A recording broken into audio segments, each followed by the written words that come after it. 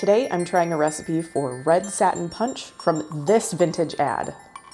Whatever happened to punch? I feel like we used to drink it all the time at bridal showers, baby showers, Christmas parties, like any occasion. It's not something I see a lot of anymore, and I don't even know if people sell brand new punch bowls anymore. But it is something that I remember growing up having quite a bit at festive occasions, parties, things like that. But let's talk about this ad first. This is a fancy occasion, and look at how many couples are in this photo. Like, people are getting together tonight. I love the woman's dress in this photo too. It almost looks like a wedding dress. Again, is that like hinting at something? I don't know. I love the imagery in this ad. It's just so Christmassy and so festive, and I had to give it a try.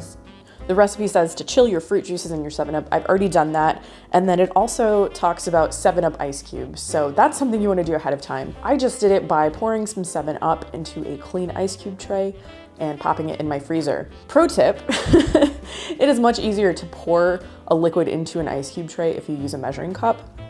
If you try to use the regular bottle, a lot of times, or at least me, I end up spilling it. So first I pour the liquid into a measuring cup and then I pour it into the ice tray.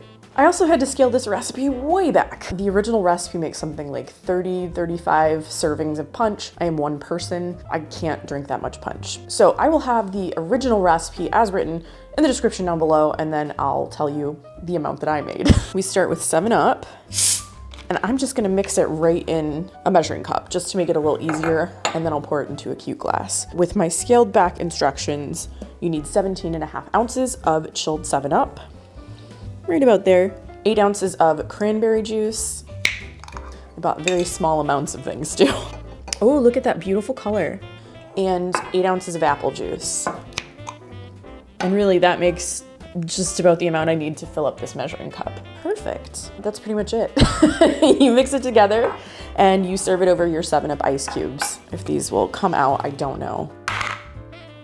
They're pretty stuck in there. Well, one moment. Okay, I think we're in business. I ran a little bit of warm water over the bottom of this ice tray. Yeah, here we go. So I'm just gonna put a couple of these in here for myself. Just me having a me party. I'm gonna give this a little stir as well, which I don't know if it actually needs it, but might as well. It's not quite as red as I thought it would be. It's kind of like a peachy color almost. Here we go.